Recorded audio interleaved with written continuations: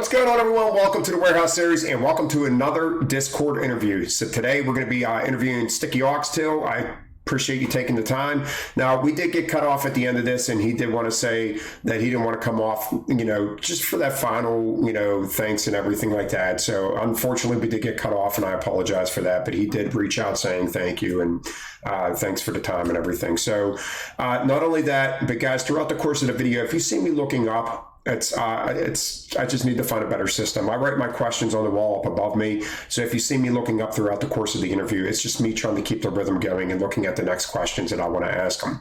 Guys, with that being said, if you want to see any of my other interviews, go to the playlist on my homepage on my YouTube, and you guys can check out all those interviews that we did so far. Subscribe to the channel, and if you want to join Discord, that link is in the description below. So let's get right to it, guys. So I just want to thank you for joining me and giving me time out of your day. And I also want to say that I really appreciate you for being so active over on Discord and helping out a lot of new selectors. And then with your TikTok, like I said, we're going to get that to the end, but I want to talk about that a little bit as well. So first and foremost, how long have you been working in warehouses, period? I started my warehouse career, if you can call it that, over a decade ago. Okay. At Cisco Boston. So yeah, over a decade. Okay. And what was your job before that, if you don't mind me asking? Right before I worked at Cisco, I was unloading trucks at FedEx. Okay. Okay. So you're also basically in a warehouse then too. Yeah, I don't count that as a warehouse, but yeah. Okay. And so what shift are you working right now? Because you seem like you move around a lot. Is that how I'm taking it? Like you move around a lot? Yeah, I mainly work second to third shifts. In food service, our shifts usually start around 5:30 to 6:30, and we work that shift until all the work is done. Okay. Okay. And it's like, what's it like on our shift, at my warehouse? Like daylight's the biggest shift, like the most workers. Is there a shift that has the most abundance of people, or is it pretty much even all the way through those three shifts? There's so in food service, there's only day shift and us, which is outbound. So we are the most busy. Day shift do putaways, they handle returns, sales and all that stuff, but we do the bulk of the work. Okay. And you're currently at Cisco, correct? Correct. Yep. Okay. And the way I take with Cisco workers, because or no, Cold Wolf is Publix, but like when you come into work, do you know what department you're working, or are you permanently like for a week, a month? Are you in the freezer warehouse or in there, or can you go in any day and they could say, hey, we need you in dairy, we need you in freezer, we need you in dry goods? Right. So in food service, there's basically three main departments: dry, cooler, and freezer. And to answer that question, yes, I'm in the freezer. I know I have a permanent freezer spot. Okay. If I don't, if they want me to work at another department, they'll tell me. They'll come and say, hey, we need you in the cooler today, or we need you in the dry for a couple of hours. And that's where I'm at. So you could be in freezer for like 6 hours and they could be like, hey, can you go to dry for a couple hours? Right. That usually happens, let's say if someone leaves early, or if a department is behind, I'll get moved to the dry or the cooler. Okay. And which department do you like the best? I prefer the freezer, to be honest with you. Yeah, I don't know how, because I don't know. I've been in the freezer. I never worked in it. And I'm like, I just couldn't do this. There's no way. So with all that, I want to get into, I always ask people like, okay, since you're at Cisco, you've been now, how many years straight have you been at Cisco? Like this venture right now? Right. So I want to say total, maybe maybe 4.5 years total for my personal service at Cisco.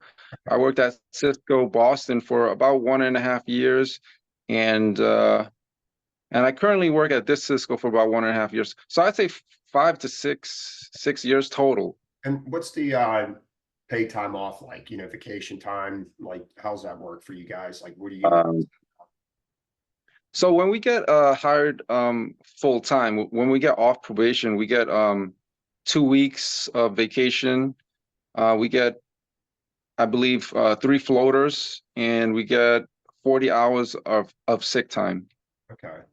And can you, like, do you have to have someone to cover you, or can you just call off? If you, like, say you wake up, you're not feeling well, can you just call in and be like, I can't make it in today? Correct. Yep, that's what we do. Well, I don't call. I personally text. So I have a record of it. When you call, they can say I didn't get your call. I've had that happen before, where I call, I leave a message, and the next day, this is at another company, by the way. The next day, I was confronted and said I did a no call, no show, and I was like, no, I didn't. I have a record on my phone. So now I always text my supervisors when I'm calling out. I don't call. Yeah, we have a call off line, and it's the same. If that operator does not relay that message over, we get that whole no call, no show talk whenever we go in the next day. So with paid time off, what kind of benefits do you receive there? I mean, healthcare, stuff like that. Okay, so I do not enroll in healthcare. Okay. I know what you're thinking. Yeah, I'm too old for that. But uh, the main reason why I didn't enroll in healthcare is because, to be honest with you, I jumped jobs a lot, Right. and I don't know if I'm going to be staying here for too long. But it is something I'm working on. If a qualifying event happens, such as if I have a kid or if I get married, then Right. I can skip the open enrollment and enroll right away. And so you have that option now. The matter that you did not take the healthcare, I'm taking it you get more pay for that since you opt. Yeah, a little bit, but Nothing crazy. at the end of the year during taxes, I think we have to pay for not having health care. Okay. Okay. And the next one thing I want to talk to you about, because you're one of the few that I've heard talk about this on Discord, is that you also have done traveling selecting. And I've actually talked to some, I forget who it was, but I talked to someone where they actually were a traveling selector, where they can go to like different companies. Now, you're a traveling selector as within your own company, correct? Uh, so Cisco doesn't have an official travel team like US Foods. Um, what we do is we pick a couple of guys from each DC to go help out. And if I'm called to go help out, then I usually take it, and then I'll go. I've only been called out once to go to Maine for Cisco, so that's how it works for us. As far as that guy you're talking about, I believe that's Capstone or some third party, not within the company. Okay, yeah, I think that is what I'm talking about too. Okay. All right. And do you enjoy doing that? Do they pay for your room and board when you go on places like that? Yes. Okay. So, I do like it. So I've traveled for two companies. I've traveled for US Foods and I've traveled for Cisco. They pay for your travel expenses. For example, US Foods paid me for my flight to Allentown. They paid me for my mileage to Seabrook, Maine. Excuse me, Seabrook, New Hampshire. uh, And US and Cisco pays for the travel also. Well, they didn't pay me, but they were supposed to pay me, but I didn't get paid for that. that's nice. That's a personal thing. Yeah, they ripped me off on that, but they do pay for that. They pay for room and board, and they also paid for a rental. So Okay. I got a car also if I needed it. All right. That's cool. I have a question here. So this is something I did not ask any of the other guys, and I'm really curious to hear your take on this since you are definitely in the warehouse for a while. If a person wants to come be a new selector, and let's say they do not want to get into the incentives, they just want to go and they just want to throw the base pay. In your opinion, is a base pay at a warehouse being a selector worth having the job, or should you automatically go in thinking I need to make those incentives to make this really worth my while? I'm just real Me curious. personally, Yeah. me personally, I think that everyone has a personal base pay. So for example, my personal 100% is at a certain level, while other people's 100% is at another level. The company has their own the company has their own corporate 100%. That's what you have to meet as a minimum requirement. Right. In my opinion,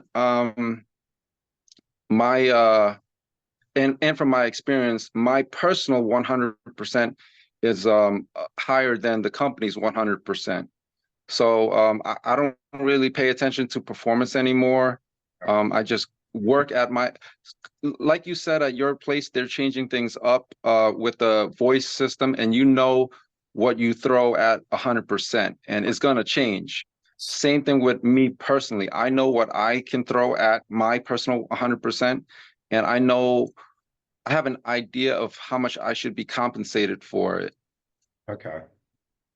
And Oh, and yeah, good. I'm sorry, to answer that question, I think that if you're doing this job, I think, in my opinion, of course, that you should try to work as hard as you can because there is also an opportunity cost. We're not going to be young forever.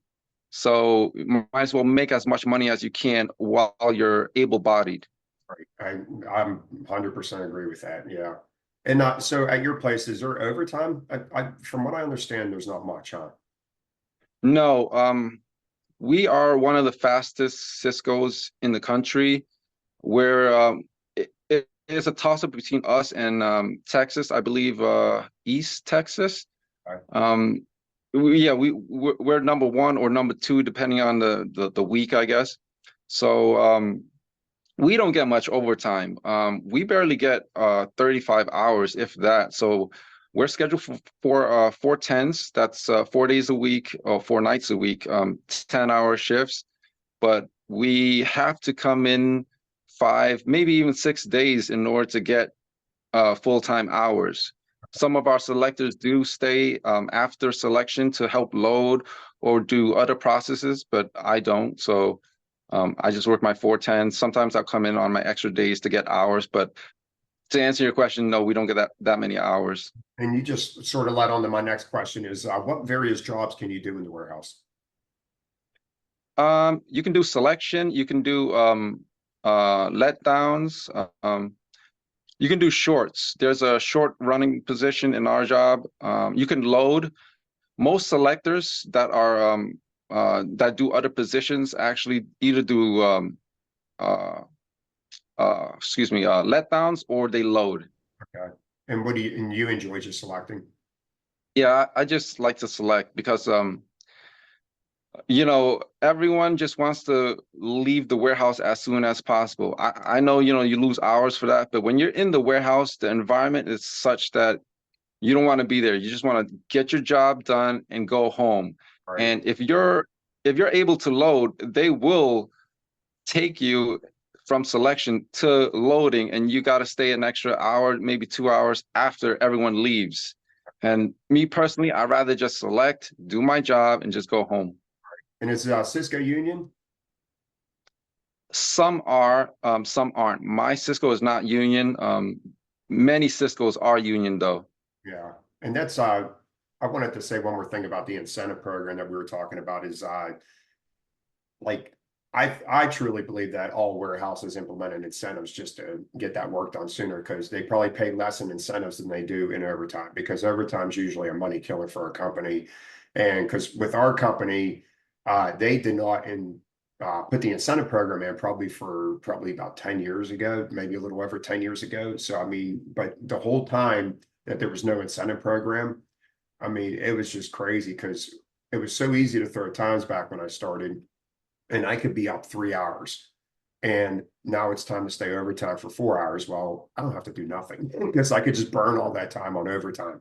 So that's what was nice about that. But once again, it goes to what do you want to do? You want to be in the warehouse a short period of time with incentives or a longer time with overtime? I'd switch my mind on that. I'd rather be in there as short as possible. Yeah. Yes, I agree with that. Yep. Yeah. And so your whole time working there, a little over 10 years working in warehouses, have you ever sustained any injuries from the warehouse? Yes. I've sustained a back injury, which was caused by me not stretching. It was just a muscle. I pulled the muscle, so I was out for a couple of days. Um, my shoulder's been bothering me, but I've been on top of that. Small stuff like little sprains, cuts, stuff like that. Nothing serious yet, knock on wood. Yeah. Okay. Yeah. And so I want to ask you, since once again, since you're, I mean, honestly, on my Discord, to have someone 10 years and over is a rarity. I mean, there's a few of you guys on there that have been, doing this for a while. So for new selectors coming in that are going to watch this video, what is the number one thing that you think new selectors do wrong when they come in and they don't make it because of a certain thing? That's a good question. Uh, so I do give a few tips to new selectors. I don't think it's appropriate to say because of my personal sense of humor. Okay. Yeah, so I tell selectors to abuse the case, essentially. All right. When I see new selectors working, they walk up to the case, they pick it up, they almost flirt with the Yeah, case. I know what you're saying. I know. Yes. Yeah, I know So they exactly. need to abuse the case. They need to take that case and just own that case. They Right. need to, yeah, they're very, very careful. And some new selectors, I don't know why they do this, but they tap their cases after every case they pick. They like give it a little Yeah. love tap Right. and it does not move at all. And I believe they do that because they have OCD or something. I'm like, why are you Yeah. tapping that Uh, case? It's not I'm doing guilty. anything. I'm guilty for that when I Are first you? started. When I not I don't do it anymore, but I did it when I first started. And the only reason Okay. why, and I do have OCD, but the only reason why I remembered is because the trainer, I remember him training me, and he goes tap tap tap. He's like, stop doing that. He's like, it's a tenth of a second every time you tap the case. Yeah. I used to do that. Yeah, that's funny. All right. And so I appreciate that. Yeah, and you're right. I do totally see whenever I was training in the warehouse, I see new selectors, they're just like afraid to handle that case. Yeah, so that is Right. it's a good point. And with that, and with them doing that, they're just taking way too much time and they're not going to come anywhere close to making their times. So yeah, I do appreciate that. And so I always ask this too, is what is the out of your 10 years of working there or more, what's the best and worst thing that you ever came across working in the warehouse? Uh, I would say I want to start with the worst probably. People getting injured. Yeah, I've seen a lot of people, you know, lose functioning in normal everyday tasks that we take for granted, like walking. Injury is a big thing that I don't ever want to experience. I'm talking about like life-altering injuries, like not being able to walk, stuff like that. unfortunately, we had some at our warehouse that thankfully I didn't witness. We actually yeah, we've had some bad stuff. We had a kid just get destroyed.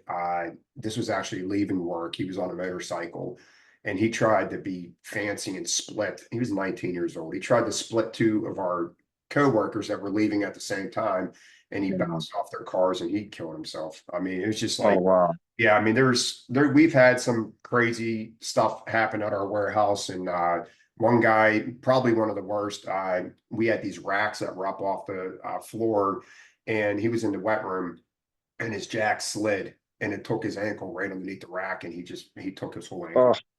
Yeah, and he never was right after that. He passed away probably about I want to say 12 to 15 years later, but that trauma to his body they think triggered Lou Gehrig's disease and he ended up just yeah, it oh was really? yeah, it was but Oh, they couldn't darn. prove it. I know he got some money, but nothing crazy. But it was a shame because he was such a good guy. I remember uh, whenever we first started in the warehouse, he was like a little bit above me, and we used to race all the time in the warehouse when we. Oh yeah. Yeah, he So was. he was like a mentor to you. Oh yeah, he was a good dude, really nice guy. Mm. Yeah, and Uh, that's the part that sucks in the warehouse is like you do see that. I mean, we unfortunately we've had people pass away on the floor, not due to work injuries, but heart attacks and stuff like that. You work with these guys. Like Oh no. I don't want to talk about because sometimes I get emotional. Yeah. Like I said, when I have my video that I put after 26 years, I told and I said real quick in there, like I've known a lot of these people longer than my family. Like I've been married for 20. Right. Right. So I've known these people longer than my family. So there's a lot of guys at work that I consider dear friends, and then when you see something like that happen, it sucks, man. But all right, I wanted to Oh, lead oh, on. I'm sorry. I was gonna Yeah, go say, ahead. as far as Oh the yeah, best thing that happened is stuff like this, connections I make, professional and personal connections. Like you said, you see them more than you see your family, and they become part of your family. And people say, oh, they're not your real friends, or they're just, work friends, I suppose. But it's all great, yeah. No, there's up your friends. over to friend and coworker. Yeah, and that's one thing that's gonna be nice about my work is that uh, our union has a golf outing once a year, and I'm going to keep going to that union. Okay, So I'll get to see a lot of my coworkers still at that union golf outing. Well, if they let nice. me, supposedly a couple of my Yeah.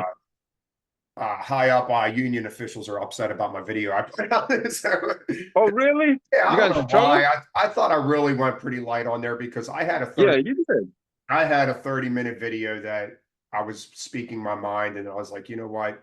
I'm not trying to get anyone in trouble at the warehouse. I'm not going to do that to my union. So I really toned it down, and I don't know, but I had some people tell me that, you know what, they're full of crap. I watched it and you're fine. It's like I really tried to be as civil as possible on that video and just giving my, honest reasons why I don't want to be there anymore. But so I want to get on to your TikTok because I have a coworker that kept sending me your TikToks, and Really? yeah, and yeah, he is on Discord. I don't know, I don't think he's active though. But he sent me your TikToks whenever you first started, and I was like, this is the dude I sent the shirt to because I remember I Ah, sent you a Warehouse Series shirt. yes, And I yes. remember your picture. I was like, I sent this. Oh, I should have worn it. Yeah, yeah, right. Yeah, it's this one, isn't it? Yeah, you got a black one. But yeah, and then I started watching your TikToks, and I'll tell you what, the when I watch them, I'm like, that's a good point. So you're definitely throwing points on there that I've never came across. And I have like 400 videos of talking about building pallets. So I appreciate your TikToks, and it's nice because it's a way for people to get that information in a short period of time instead of watching a YouTube video. So tell All us, right, thank you. I appreciate that. yeah, tell us how you came to doing TikTok and what Uh, inspired that. when I first started doing TikTok, I didn't have any delusions that it was going to be like a big thing. I still don't think it's that big of a deal. I only started TikTok for one reason, and that's to connect and share my experience as a selector. I want to keep it purely selection, purely warehouse, and it's there to make a personal and professional connections. That's it. Um, I don't expect anything monetary from it because Hard. It's I hard. gain value from it just by stuff like this, what you're telling me, how Yeah, your coworkers are sharing it. To me, that's valuable. right. No, yeah, that's yeah, and like I said, with the monetary thing, TikTok is impossible. So talking about TikTok, what do you think? Are you going to move to like YouTube Shorts if they ban TikTok here in the States? Yes, I heard about that. Possibly. I'm not sure yet. I do have a YouTube channel that I post like raw selecting videos. It's kind of difficult to digest because there's a lot of like dead time. There's a lot of it's just much harder, in my opinion, to do well on YouTube. TikTok, it's quick, it's easy to digest. People can watch, people can comment easier. People can video reply. You can't do that anymore on YouTube. Right. I do like TikTok in that sense. But if it goes away, we're gonna move as well. Yeah, yeah. That's why when you see like if Cole Wolf selecting in the warehouse or whoever, that's why I do so much edits. I mean, I literally will sit down and edit for an hour, because I don't want people to get bored watching it. So I, take out every single dead time. If he leaves the camera, that's the time I stop it, and then I cut that section out. For this, just for him selecting is what I want people to see, that fast motion. So, but Right, right. yeah, and I also I was curious talking about TikTok is how's your $100,000 challenge coming along with everybody. How many people did you get? I want to talk about that a little bit. I believe I got a either exactly a dozen or plus or minus two. I have it on my phone actually. The official people that joined, but I have about a dozen people. Okay. And as far as updates, for me personally, I'm slightly behind. Two guys are on track, even exceeding their goal. So that's good. The other guys that have joined, they haven't updated me on anything. So they might have ghosted the challenge. Who knows? But officially about 12 people. Right. That's cool. Yeah. So when you brought that up, and well, first of all, I laughed at someone asked me to do it. I'm like, come on, man. I haven't selected. I don't select any. Well, obviously, I'm not at the warehouse anymore, but I don't Yeah, man. select.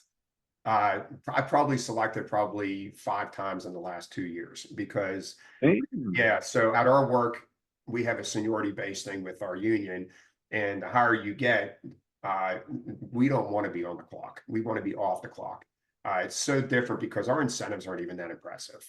You get for 120% and higher, you get 50 cents a minute. And I always tell people that, our standard system now, I don't even know what it's like now since they're putting this new system in because I'm not there. I don't even know if it's fully implemented yet. I have been keeping in contact with some guys at work that I'm just out of curiosity, but it's not even worth it. Like it is. And then the way they reslotted our warehouse is so hard to stack pallets. Now, this is at the dry goods. Perishable, throwing dairy and produce to me is so easy.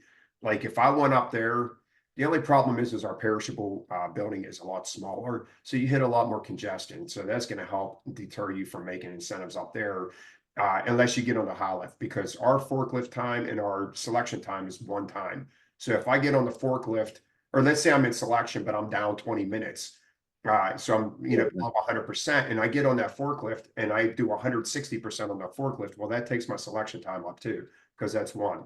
I see. Yeah, so that's I get it. and I know they want to separate that time. They always wanted to separate that time. So the incentives at our warehouse are usually made on the forklift. It's not really selecting. There are, Gotcha. yeah, there are people that make incentives selecting, but they don't make a lot. So the only I way see. you're making $100,000 at our job is if you're working an astronomical amount of overtime. Right. I wanted to ask you actually, what are the top guys making at your place as far as converting your incentive and your base and all that to hourly? And overtime? No, Oh, not with you overtime. okay? Just like So a yeah, yes, yeah. yeah, our it's horrible. So when you first walk in the door, you make 17.25 an hour. And that is one of the main reasons why nobody stays.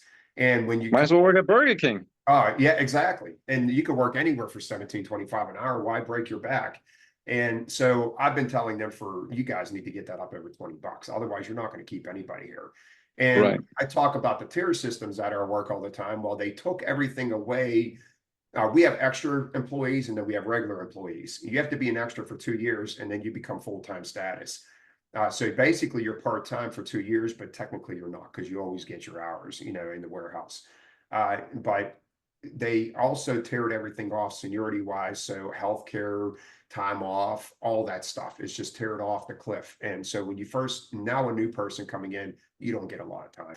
Yeah, and then our base pay as top rate, I want to say it's like 22 something, or not top rate. Oh, wow. Your starting regular rate is Okay. is around 22 something. My rate that I have at top rate is $27, and that's with the shift differential, which is 30 cents. And, and Yes, you got that because you got grandfathered in, correct?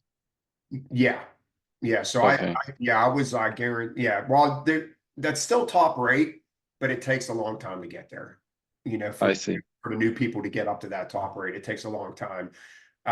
So, and I always said, yeah, we had a small our top rate pay of $27, but our healthcare is ridiculous. Like my healthcare. So now new people walking in, they have, I believe, an 80/20 plan. I had 100% healthcare. They have an 80/20 plan. So it's like, why stay? Like, if you know that Yeah. what I got, like, and you're getting something a lot less with deductibles and everything, it's like, there's really no reason to stay there anymore. And that's where the whole retention thing comes in is people know. Even the good selectors, they stay for, even if they get hired full time after 2 years, they'll select for a year or two and realize that I'm never, because at our place, you can't just hop on a forklift. You have to have the seniority to get on the forklift. So these Right, guys, right. yeah, they'll be selecting for, I'm not, and I tell people bluntly at work, I say, even trainees, I say, I want to be upfront with you. You know, that's why you always hear me say, make as much money as you can and then leave, because at our place, when you start selecting, you're going to be doing that probably for 15, 20 years. You are not, because there's so many young people above these people in seniority where you're not going to move anywhere. Right, right. So, Um, so I don't know how much time we have we left, have but I do have a 7 couple minutes. questions for Yeah, you. we've still got a little over 7 minutes. So Okay. So yeah, I do have a couple questions for you. I'll just throw a few of them out. So what opportunities for advancement, if any, were offered to you as far as were you ever offered a supervisor position? no, we can't. Since I'm union, and we have two unions in our building, so I can't even load trucks. If I wanted to load trucks, I would have to quit our union, come back as a 249er. I'm 636. So we have two locals in our building. And then for management, it's not like other warehouses. Like our union workers cannot become management unless you quit Gotcha. and fill out an application to be a supervisor. Gotcha. And Um, I would never do it because our right, right. supervisors, they get treated worse than us. I completely understand. Where do you see selectors and warehouse workers migrating to when automation takes over? I know you talk about automation in a couple of your videos, but where do you personally see selectors going when that comes in? From what I read, so warehouses cut 80% of their staff is the average figure for whenever they fully automate a warehouse. So the 20% that stays there works the dock and does small things, mainly the dock. The other 80%, they're just gonna have to move on. It's like they're gonna have to, Mm. because not all warehouses are, and that's the one thing that's nice is there's warehouses everywhere. And not all warehouses are going to be able to afford to go fully automated. It's going to be your bigger warehouses that start doing that first, I believe, that could afford it, you know. So, but once that happens, just, you know, that's why I like Discord. And that's why is because if someone's warehouse is getting fully automated, well, maybe there's another local warehouse that you never even knew was there. And then you could come over here to Discord and talk to people and see what that company's like. So, yeah, I just think they're just going to have to move on to different type of things. That's why I really believe this day and age, like my daughter cuts hair. I just think learning a trade is so important these days. You know, it's probably one thing that's never going to be automated. I'm glad you actually said that. That's one of my questions to you. Do you believe order selecting is unskilled labor? Uh, yeah, I do. I to the point, yeah, because a skilled labor, it can't be. Let's put it that way. It all depends on what the warehouse has put into it. Because I get these people on here saying, you know, like they get 1 day of training, you know, they get 2 days of training. We give a week training at our place, and then if you need more time, they will give it to you. I don't know. That's a tough one. So I feel like as older people like me and yourself, I mean, you're a little bit older. We had building blocks, we had blocks as kids. Everyone's on their phones now. So, and this is, and I came to my senses with this. Everything's a generational thing. I used to like get really down on, you know, like, you know, the lower generations, but I'm like, you know what? It's just a generational thing. We didn't have phones when we were younger, so Right, right. we figured out things for ourselves. Well, this generation doesn't have, they just could figure it out on their phone. They don't need to problem solve. So, but I know I'm off course here, but I still think that selection, I want to say it's unskilled labor because anybody could do it. I mean, honestly, anybody could do it. And a skilled job is something where not everyone can do it, you know, but if you give it time, anybody could do selection. You might not make the percentages, but people can come in and build pallets with no problem. Right. How about we say order selection is semi-skilled labor? It is. It is. Yeah, it is definitely. Semi-skilled. Yeah, it is semi-skilled, and it all and it's so important to have a skilled a person training you too, because all these warehouses just throw, like in our warehouse, it's the seniority that gets the selection or the training jobs. It's not the best person to do the job. It's the most Right, right. person. You'll get someone that just does absolutely nothing and does not care what happens to that person. Where when I trained, uh, I took it serious. I'm like, okay, this person might have had some bad luck in his last previous jobs, and he's coming in here and he needs this one to land. Well, I'm going to give him 150% because I want him to succeed. And that's how I always come across. That's how I always train people. Was like and then it got so exhausting training somebody for a week and then they quit. And Yeah, especially when they were doing. that's happened to me. Yeah, we got about That's 3 happened to minutes me. left. And oh, okay. Let me just go through this real quick. Yeah. You recently quit the warehouse. Did you ever think about staying in the warehouse industry, but at a different company? No, so I am to the point now where after 26 years, I don't. No, I'm not saying I will never work in a warehouse again, uh, but I would prefer to work for myself. And Gotcha. so my wife's healthcare that we're going on is not that great, but it's healthcare. And I said, like I said, everything aligned up for me to quit. I'm not really going to that again, but I do my eBay store, which is doing fantastic. Since I've been off of work for almost a month now, the amount of time and effort I've been putting into eBay has been paying off, and I could see where eBay is going to take me in the future. Now I do stuff on the side. It's landscaping stuff like that. I think I said I didn't really want to get into it, but we got 2 minutes left. But yeah, I do like landscaping stuff, but it's me. Gotcha. It's because I just did this huge mulch job and I just got paid extra for it because I'm so particular. And this person was just so satisfied with the way their mulch job turned out, pulling weeds and everything like that, that it was rewarding for me because when I work hard in the warehouse, I don't get nothing else for that. I don't even get a hey, thank you. You get no type of anything. I'm not getting paid more for working harder in the warehouse, but my hard work, this is what I want. I want to be rewarded for my work because I consider myself a good worker. And that's one of my main reasons for leaving. I understand. I think this is going to be an interesting question. My last question, I suppose. If you can talk to your 20-year younger self, what would you say to him? Now knowing stuff that I know now is definitely trades. I would have went to trades. I wouldn't even went into college because like the amount of people that go to college is astronomical and don't even follow their field. So I would say learn some type of trade and start your own business. Working for yourself, and I know it's a lot of work, but the amount of write-offs that I'm experiencing right now with eBay and stuff like that, the amount of stuff I can write off, I barely pay any taxes if I have to at all.